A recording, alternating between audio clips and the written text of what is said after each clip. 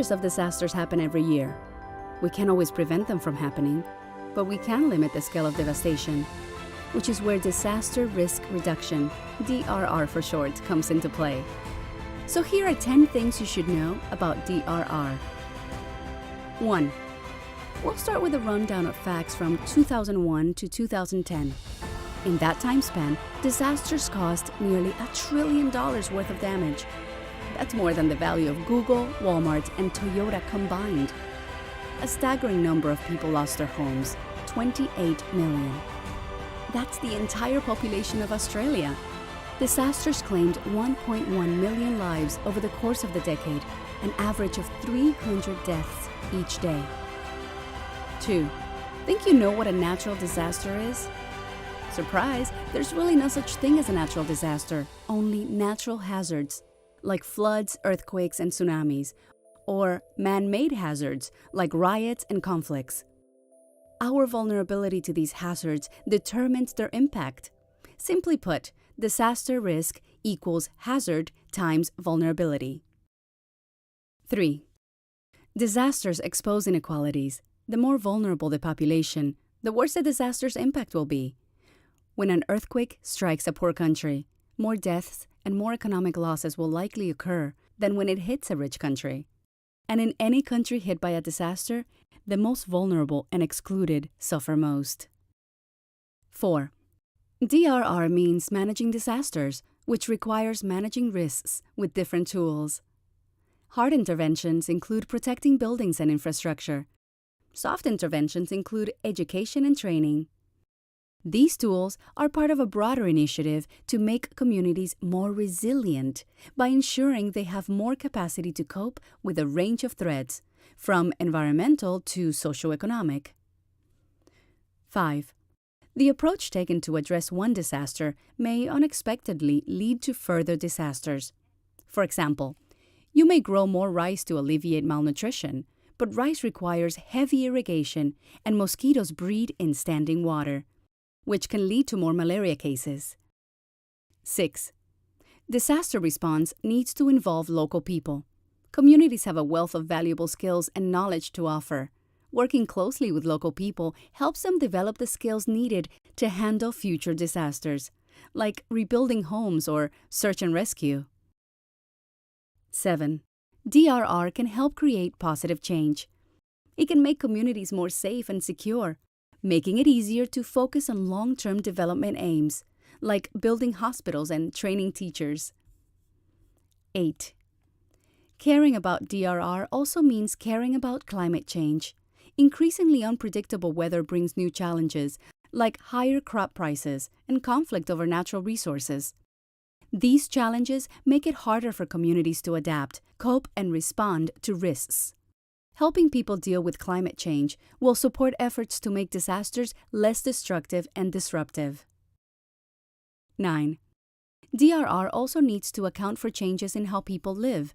For example, more people are living in cities, exposing them to a larger number of hazards, from diseases to gang violence to floods. 10. Disaster risk is everyone's business. Anyone working on development or aid responses needs to think about disaster risk to make sure their efforts don't end up putting more people at risk. Collaboration is also key. Organizations can achieve more by working with one another and with civil society groups. Disaster types and effects. You might have heard the news of earthquakes, cyclones, terrorist attacks, failure of atomic power plants, etc. These are dangerous events that happen without our knowledge. We call them disasters. United Nations has defined disaster as the sudden event that leads to huge loss of life and property.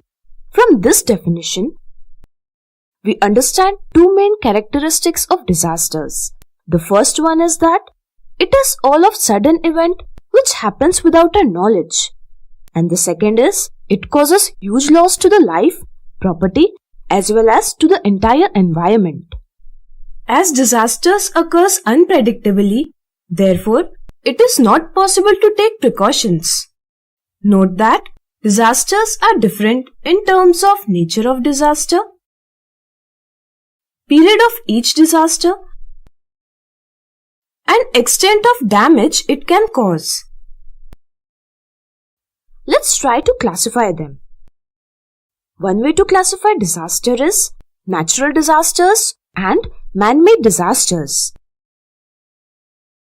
A natural disaster is an adverse event that results from natural processes of the earth. It could be earthquakes, volcanoes, flood, drought, cyclones, etc. Natural disasters can be further categorized into geophysical, biological, meteorological, hydrological, and climatological disasters. On the other hand, there are man-made disasters which happen due to technological growth. For example, industrial accidents, chemical spills, fire, war, crimes, terrorist activities, etc. Man-made disasters can be accidental or intentional. Because of disaster, the life in respective area suffered a lot. Some of the disasters are catastrophic, which takes place all of a sudden and cause great damage, but the recovery takes place in short time. For example, nobody can forget the earthquake of Gujarat and Latur, but now the life in these areas returned to normal. There are other disasters whose impact remains for long duration. Such disasters remain severe or severity increases even after it happens. Other examples include desertification, various problems of crop, global warming, and rising level of oceans, etc.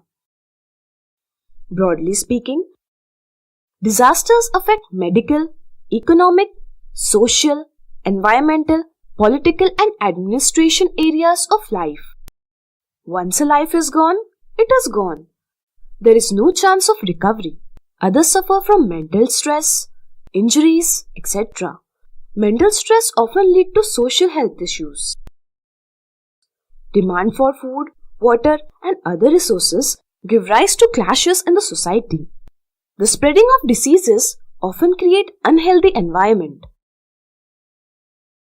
Collapsing of bridges, buildings, road transport, railways, etc. cause great economic loss. It causes decrease in productivity and increase in expenditure for recovery. Disasters also lead to pollution of land, air, and water resources, causing various environmental problems. There are problems in functioning of administration because of stress on workers, failure of transport system, and other facilities. The damage to governmental system leads to political problems as well. These are all effects of disaster. I hope you have understood this topic very well. Preparedness. The things you need to prepare, what to do during a disaster, who do we call for help, and some quick facts on disasters occurring here in the Philippines. Without further ado, let's start.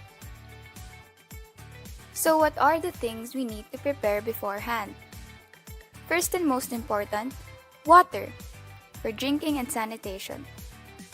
Food, at least 3 days supply of non-perishable food, and battery-powered radio, cell phone with chargers, and backup batteries for contact purposes. Flashlight, in case it gets dark. First aid kit, whistle, mask, wipes for personal sanitation, local maps, and finally, a plastic sheet and duct tape for shelter purposes.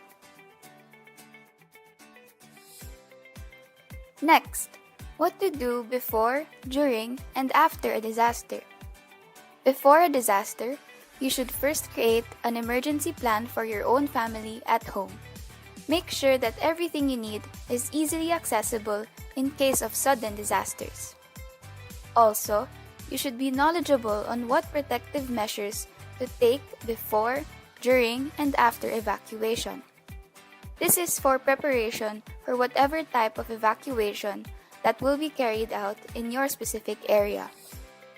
Lastly, you should put into mind your local emergency contact numbers or better to list them and place it where you can easily see them, in case a disaster strikes and your family needs immediate help. The earlier you call, the faster you'll be taken care of or rescued. Now, during a disaster, first thing you should always put into mind is to stay calm. Because if you are calm, you think more properly and you make more wise decisions that would reflect on your actions. Next thing you need to do is wait for further instructions and follow your area's protocols on how to evacuate. This is to ensure that everyone is safe and no one will go missing.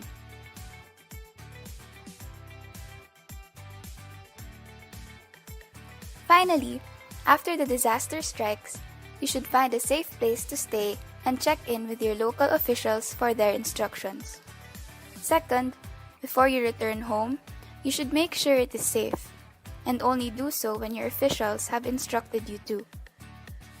If you encounter problems financially, reach out to your local service relief organizations for assistance. Most importantly, check in with your family members, ask them about how they feel, and comfort them when needed. This is important so that each member would know how to cope with their feelings after a disaster.